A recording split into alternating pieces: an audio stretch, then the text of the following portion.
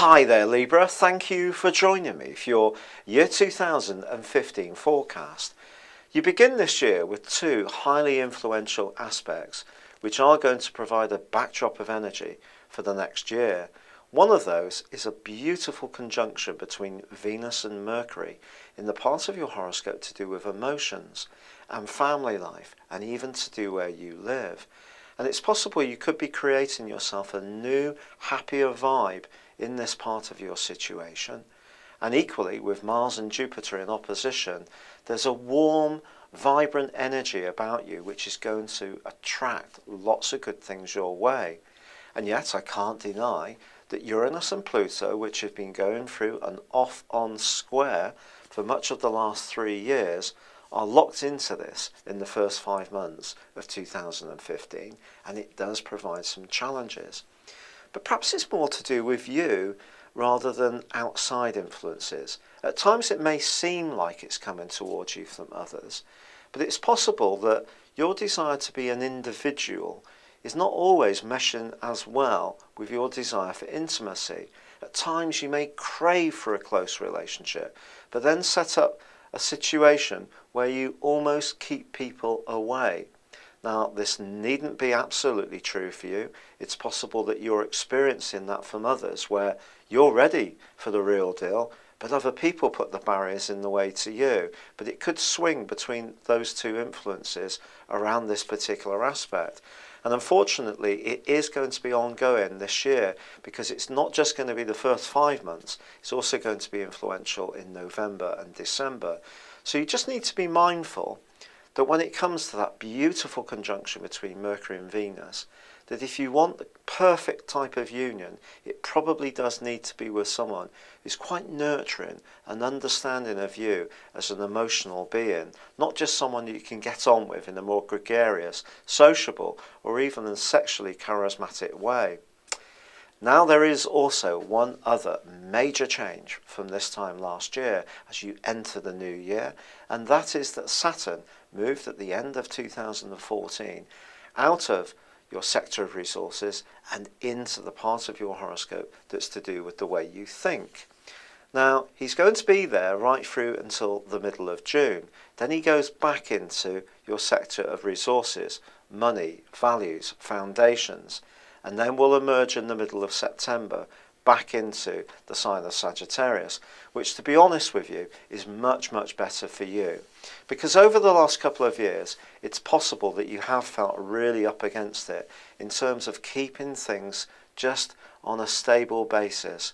Money may have been tight, old income streams may have dried up, or you may have found yourself looking at the way you spend money in a different kind of way. You're wanting more value for money because your values have been actually altering under the influence of Saturn, which, remember, can be a very exacting, demanding and frustrating planet when it passes through a particular mode of our situation. So none of those areas have been a walk in the park for you in the last couple of years. But as the switch occurs, for the first 6 months of this year at least, or the first 5.5 months, I do think it's going to be important for you to understand that Saturn's going to be setting you new challenges around how you think, how you express your ideas, or even about the knowledge you have. And you may find yourself wanting to absorb new skills. And that can come in a formal situation, or it can come much more from your own activities, just searching the internet much more intently, for example. And anything to do with technology or transport can also be an area where you find yourself involved in some kind of progression, but at times struggle. Now, once you get through to Saturn moving back into Sagittarius in September, I think you will have conquered a lot of the things that have been such an uphill battle over the last couple of years. But there is before that a potent solar eclipse which does occur on the 20th of March, and this is going to provide a backdrop for the following 6 months. It links together in a polar pair with the lunar eclipse which occurs on the 4th of April. Now this is truly significant because this actually occurs in your sign, but it faces back across the heavens towards Uranus. It's in an opposition with Uranus, that restless planet. So in other words, it's going to be also squaring up with Pluto.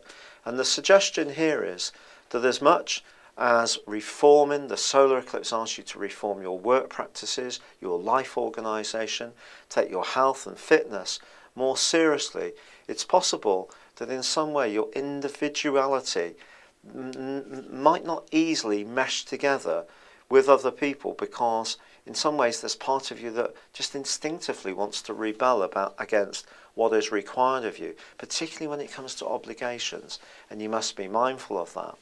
Yet what can help you to overcome a lot of frustration in the first half of this year is that Jupiter continues. Remember, it forged a beautiful opposition to Mars at the start of the year, which is very energizing and charismatic.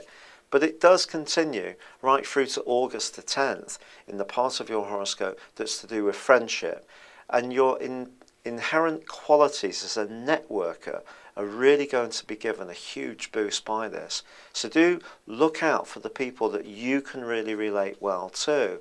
It's possible that any kind of group activity or collective effort can be something that really inspires you this year. But once Jupiter moves, it moves into a very subtle part of your horoscope, which is to do with the more spiritual side of life. That occurs on August the 11th. For the rest of August, this could be an interesting time for you, particularly with Saturn switching back during that period into the area which is to do with foundations. And you may find yourself just pausing a little bit. In fact, this can go on through September, because in September, Jupiter, which is in detriment, it's not in its greatest position in Virgo, to be honest, because remember, this is a very expansive planet, and it's opposing Pisces, which Jupiter is a ruling planet of. But it is also going to be opposing, in this particular period in September, Neptune, the planet of dreams. And this can create an awful lot of uncertainty. And you may go through a period in September of feeling quite despondent and not really sure about how things are going to pan out for you. Part of this reason is another two eclipses. Again, one of them is going to be influenced hugely by Uranus, and that sense that things are very restless or off-on when it comes to relationships may not completely dissipate. However, there is a stunning alliance between Jupiter and Pluto, which starts to shape up in October. And of course, that is when your birthday can be, or if you're born earlier in Libra in September, this can feed into the extra energy you start to develop at the latter part of September and into October. And this can be a life-changing alteration, because you start to see things in so much deeper a way and understand your profound needs, that everything around you will fall into place once you know what you really need, rather than being so focused on reaching out and trying to make other people happy, which can be a classic Libran trait. So as the year comes to a close and that Uranus square with Pluto kicks back in through November and December, you've got an opportunity to have learnt its lesson, which, as much as you may want to be in a relationship, it has to be the right relationship with you and for you. And that's the lesson really of Mercury's conjunction with your ruler right at the start of this year. That look out for people who nurture and feed you for the person you really are, not what they want you to be.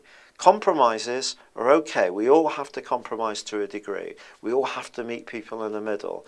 But if this has become almost a default position for you, so you're forgetting who you are, that's going to be the big lesson of 2015 and the thinking and actions you need to take to address that. Thank you for joining me. Good luck and goodbye for now.